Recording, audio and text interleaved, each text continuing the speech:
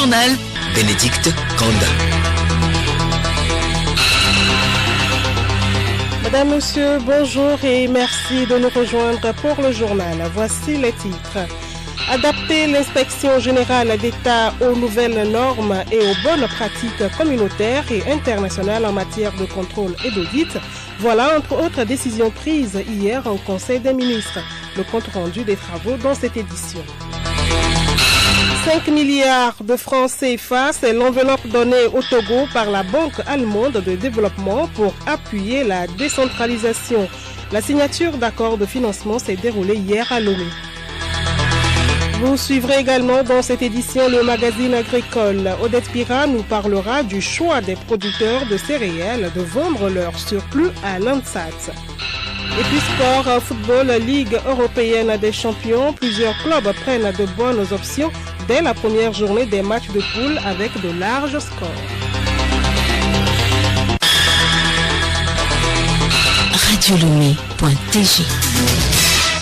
Bienvenue à tous. Réunion hier du Conseil des ministres au palais de la présidence de la République à Lomé.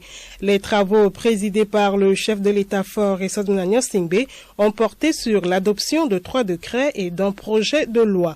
Le compte rendu des travaux avec le ministre en charge de la communication, Folibazi Katari. À l'entame des travaux, le président de la République a félicité les membres du gouvernement pour leur participation à l'organisation des dernières élections locales qui ont permis d'écrire une nouvelle page de l'histoire institutionnelle de notre pays et de doter nos communes d'élus chargés de leur gestion. Le président de la République a demandé au ministre de faire preuve de plus d'abnégation et de s'investir dans la recherche des réponses adéquates aux préoccupations des populations. Il s'est félicité des efforts consentis par le gouvernement dans le domaine des ouvrages sociaux et ouvrages d'art et de réhabilitation des pistes rurales. Il a insisté sur la nécessité pour le gouvernement de maintenir le cap des réformes et exhorter les ministres à privilégier les dépenses d'investissement en veillant à la bonne préparation des projets pour les porter à maturité.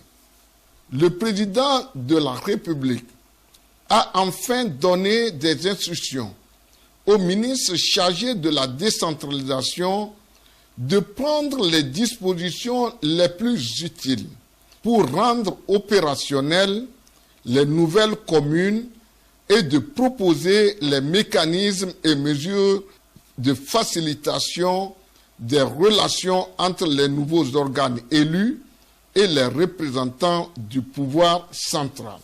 Le Premier ministre a pour sa part tenu à rendre un vibrant hommage au chef de l'État et lui a exprimé les admirations du gouvernement pour les efforts inlassables poursuivis dans la recherche des investissements pour l'exécution du plan national de développement, ainsi que pour son leadership qui permet à notre pays d'obtenir des résultats probants sur tous les plans et surtout en matière de gestion des finances publiques, suscitant ainsi les appréciations du Fonds monétaire international pour la performance d'une croissance de 5,3% qui pourrait atteindre 5,5% en 2020 si les efforts étaient maintenus.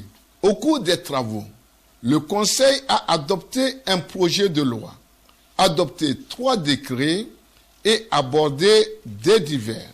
Au titre des projets de loi, le projet de loi adopté par le Conseil modifie les dispositions de la loi de finances de l'année. Dans le cadre de l'exécution de la loi de finances, gestion 2019, le gouvernement a poursuivi la mise en œuvre des réformes structurelles en vue d'une grande efficience dans la gestion des dépenses publiques.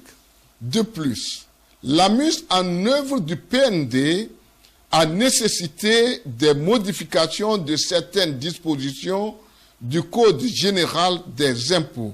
Le présent projet de loi de finances rectificative gestion 2019 permet au gouvernement de réajuster les prévisions de dépenses en fonction des recettes initialement attendues. Le projet de loi de finances rectificative est projeté à 1501,9 milliards de francs CFA contre 1461 milliards de francs CFA dans la loi de finances initiale, soit une hausse de 2,8%. Au titre des décrets, le premier décret adopté par le Conseil porte attribution, organisation et fonctionnement de l'inspection générale d'État. L'inspection générale d'État, instituée par le décret numéro 72-192 du 15 septembre 1972, est un organe de contrôle administratif des finances publiques. Placée sous l'autorité du président de la République, elle est investie d'une mission générale et permanente de contrôle, d'audit, d'enquête, d'évaluation et de promotion de la bonne gouvernance. L'évolution du contexte national du contrôle a changé avec l'adoption de nouveaux textes et l'harmonisation de la gestion des finances publiques au sein de l'UEMOA, rendant ainsi caduques certaines dispositions du décret de 1972. Par conséquent, il est apparu indispensable de faire une rélecture des textes de l'IGE afin de prendre en compte les nouvelles normes et les bonnes pratiques communautaires et internationales en matière de contrôle et d'audit. Il permet par ailleurs de préciser les champs de compétences de l'inspection générale d'État par rapport aux autres organismes de contrôle. Le deuxième décret, adopté par le Conseil, modifie le décret numéro 2009-277/PR du 11 novembre 2009 portant Code des marchés publics et délégation de services publics. La loi numéro 2009-013 du 30 juin 2009 relative aux marchés publics et délégation de services publics, en son article 3 relatif au champ d'application, désigne en qualité d'autorité contractante un certain nombre de personnes morales de droit public, notamment les sociétés nationales ou les sociétés à capitaux publics dont le capital est majoritairement détenu par l'État ou une autre personne morale de droit public. La loi de 2009 exclut de son champ d'application les personnes morales de droit privé dans lesquelles la participation de l'État est minoritaire, sauf pour la conclusion de certains marchés lorsque pour ces marchés, elles agissent pour le compte de l'État ou d'une personne morale de droit public, ou lorsqu'elles bénéficient du concours financier ou de la garantie de l'État ou d'une personne morale de droit public. Or, le décret numéro 2009-277/PR du 11 novembre 2009, pris en application de la loi numéro 2009-13 du 30 juin 2009, érige ces personnes morales de droit privé en autorité contractante par principe, sans faire référence aux conditions limitatives énumérées par la loi du 30 juin 2009. Le présent décret vise donc à corriger cette lacune et assurer une cohérence entre les textes traitant de la même matière et permet de renforcer la sécurité juridique et de réduire le contentieux. Le troisième décret adopté par le Conseil porte modification du décret numéro 2018-171/PR du 22 novembre 2018 portant adoption des seuils de passation, de publication, de contrôle et d'approbation des marchés publics et des procédures de sollicitation de prix. Le décret numéro 2018-171/PR du 22 novembre 2018 qui prend en compte l'ensemble des autorités contractantes énumérées dans la loi numéro 2009-013 du 30 juin 2009, y compris les personnes morales de droit privé, ne précise pas les conditions limitatives imposées par la loi. Le présent décret a donc pour objet de repréciser les conditions limitatives prévues par la loi du 30 juin 2009 en ce qui concerne les personnes morales de droit privé. Au titre des divers, le premier divers, présenté par le ministre chargé du Commerce, est un compte-rendu au Conseil des ministres sur la situation de pénurie de carburant observée dans le courant de la semaine du 9 au 14 septembre 2019 qui a perturbé le déroulement régulier des activités. Cela est dû à une forte variation haussière de la consommation du fait de la limitation des sources d'approvisionnement parallèles. Les mesures urgentes prises ont permis de ramener la situation à la normale.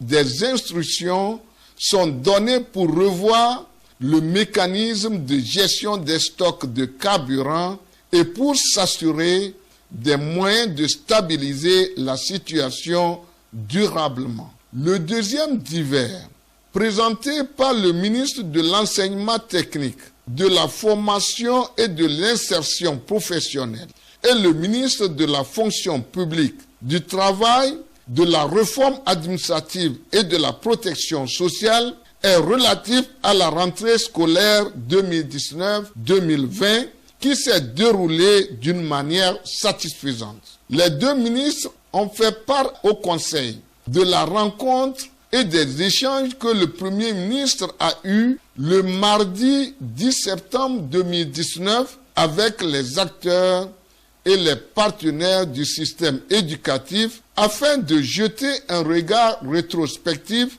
sur l'année scolaire écoulée et pour préparer la rentrée scolaire 2019-2020. Le Conseil des ministres a noté avec satisfaction le climat d'apaisement et de sérénité qui prévaut dans le secteur, fruit de la volonté commune de dialogue et de concertation et d'importants efforts qui ont été consentis par le gouvernement pour répondre d'une manière progressive et durable à tous les défis et besoins du secteur éducatif. Le Conseil des ministres a réitéré son encouragement et son soutien au personnel enseignant et a invité les autres partenaires du système éducatif, notamment les parents d'élèves, à continuer de jouer un rôle actif dans la bonne marche de notre éducation. Le troisième divers est présenté par le ministre de l'Économie et des Finances et a trait aux mécanismes mis en place pour l'accès au marché public des jeunes et des femmes entrepreneurs. Des actions ont été entreprises à travers le pays pour assurer la formation et la sensibilisation des jeunes et des femmes entrepreneurs, principaux bénéficiaires de cette initiative présidentielle. Le Conseil des ministres a procédé à des nominations. Fait à Lomé le 18 septembre 2019, le Conseil des ministres. Ainsi donc sont nommés au ministère de l'Environnement, du Développement durable et de la Protection de la Nature, directeur des inspections forestières, M. Konzaou Essodina, ingénieur des eaux et forêts, directeur des ressources forestières, Mme Atutonou Ama, géographe, directeur régional du ministère de l'Environnement, du Développement durable et de la Protection de la Nature. Écoutez Radio Lomé sur le web sur le www.radiolomé.tg. La suite de cette édition, l'Allemagne appuie le Togo dans le processus de décentralisation. Une cérémonie de signature d'accord de financement de la troisième phase du programme d'appui à la décentralisation PAD 3 a eu lieu hier entre le Togo et la Banque allemande de développement. L'Allemagne entend par ce financement offrir un meilleur cadre de travail aux responsables des nouvelles communes. Édouard Sono. D'un montant de 5 milliards de francs CFA, ce financement est destiné à la construction de nouveaux locaux pour les nouvelles communes. C'est le responsable régional de la Banque allemande de développement KfW, Gunther Rost, qui a paraphé le document côté Allemagne. Il se dit satisfait de la tenue des élections municipales qui ont mis fin aux délégations spéciales. Gunther Rost, directeur régional KfW Togo-Bénin. Comme l'axe bonne gouvernance et la décentralisation constituent l'un des 3 pôles prioritaires pour la coopération allemande, la tenue des élections communales est une joie pour la coopération allemande également. Lorsque j'ai fait ma première visite de projet, j'ai hésité sur le terme président de la délégation spéciale. Maintenant, ces élections nous permettent d'avoir des représentants légitimés par la population. Le ministre des Finances, Sani Yaya, qui a paraphé le document côté togolais, témoigne sa gratitude à l'Allemagne. Ces appuis financiers permettront d'offrir un cadre de travail approprié aux nouveaux élus communaux. Je voudrais rappeler que l'objectif du gouvernement est de permettre aux collectivités locales de jouer pleinement leur rôle dans le développement économique et social de notre pays. Je voudrais, au nom du gouvernement togolais, témoigner notre reconnaissance et notre sincère gratitude à la République fédérale d'Allemagne pour les multiples appuis qu'elle nous apporte. Le nouvel ambassadeur de l'Allemagne au Togo, Matthias Feltin, présent lors de la cérémonie, a souligné que le processus de la décentralisation ne s'arrête pas avec les élections. Il doit être soutenu pour son approfondissement. Édouard Sonon. Et puis le ministre de la fonction publique, du travail, de la réforme administrative et de la protection sociale porte à la connaissance du public qu'il est ouvert à l'intention des Togolais des deux sexes un concours interne-externe d'entrée à l'école nationale d'administration ENA. Les dossiers de candidature sont déposés à Lomé, à l'École nationale d'administration et à Kara, à la Direction régionale du travail et des lois sociales de Kara à partir du lundi 23 septembre 2019. La date limite de dépôt des dossiers de candidature est fixée au 7 octobre 2019 à 17 h. Les dates des épreuves écrites sont prévues pour les 14 et 15 octobre 2019 dans les centres de Lomé et Kara. Les autres modalités du concours peuvent être consultées dans le quotidien national Togo Presse ou au lieu de dépôt des dossiers. Écoutez Radio Lomé et vous avez tout le Togo dans votre maison. Les producteurs de céréales préfèrent vendre aujourd'hui le surplus de leur production à l'Agence nationale de sécurité alimentaire du Togo, ANSAT. Pendant longtemps, c'étaient les revendeuses qui s'en occupaient. Ces achats se faisaient au profit de ces acheteurs au détriment des producteurs. Quelques témoignages dans ce magazine agricole présenté par Odette Spira. Chaque année, l'ANSAT achète des céréales auprès des producteurs. À en croire ces derniers, l'ANSAT fait de bons achats. Ce matin, nous sommes encore ravis de recevoir l'ANSAT parce que depuis l'année dernière, l'ANSAT est venu changer notre condition de vie. Cela fait que franchement dit, nous sommes contents. On ne sait pas comment nous continuons toujours de remercier le chef de l'État pour ce plan de PND. ANSAT, c'est notre profit. ANSAT, c'est le profit énorme pour nous, producteurs du maïs. Parce qu'il faut voir, ça là déjà, ça fait 32 000 à 200 kilos. Contre 15 000. 32 000 contre 15 000. Qui ne peut pas aller là-bas. Donc on souhaite à l'ANSAT la santé, prospérité. Avant l'ANSAT et même jusqu'à présent, les revendeuses de céréales n'achetaient pas au prix des producteurs, mais à leur propre prix. Une politique loin des intérêts des producteurs. Écoutez. Avant l'arrivée de l'ANSAT, franchement dit, on produisait beaucoup, mais le rendement était faible. C'est-à-dire que quand on vend, on est obligé de vendre beaucoup, mais on se retrouve encore à zéro. Donc ça fait que on n'arrive pas à gérer nos familles et même on n'arrive même pas à produire encore parce que il faut payer les intrants, tout ça là. Donc ça nous causait des problèmes. Les bonnes femmes en ce moment, il faut mesurer beaucoup pour nous donner seulement que des miettes. Donc on est obligé de vendre pour pouvoir satisfaire nos petits besoins. Les bonnes femmes qui arrivent, la tricherie est trop énorme. Donc vous allez voir le bol qui est devant moi, c'est avec ça qu'ils utilisent pour 5 bols. Et la mesure bonne, la mesure même, ça fait 5, ça fait 30 sacs, ça fait 200 kilos. Mais ils prennent ça jusqu'à 6, ça fait 35, ils disent 30 kilos. Donc c'est quelque chose qui nous perd beaucoup. À jeudi prochain pour un autre numéro.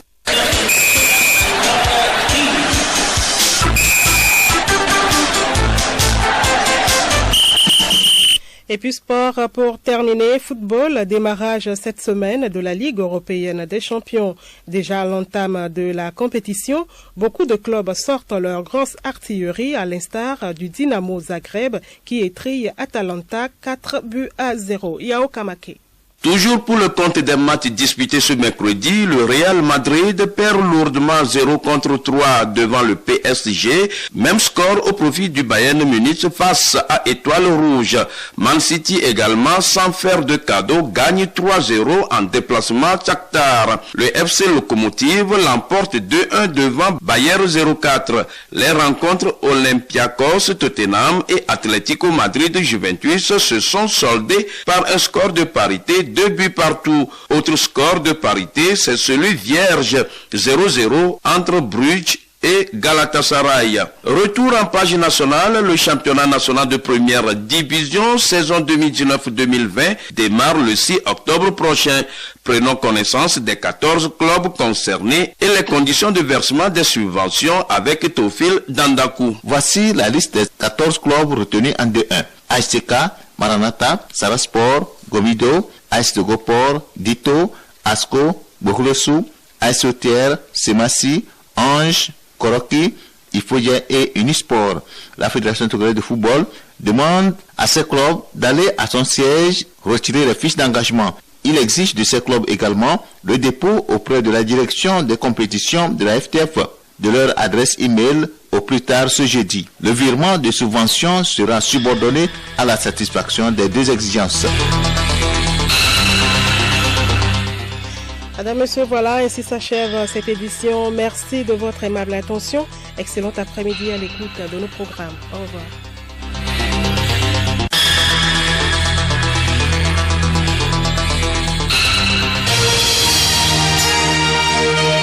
Radio Lomé, boîte postale 434, email radiolomé@radiolomé.tg. radiolomé.tg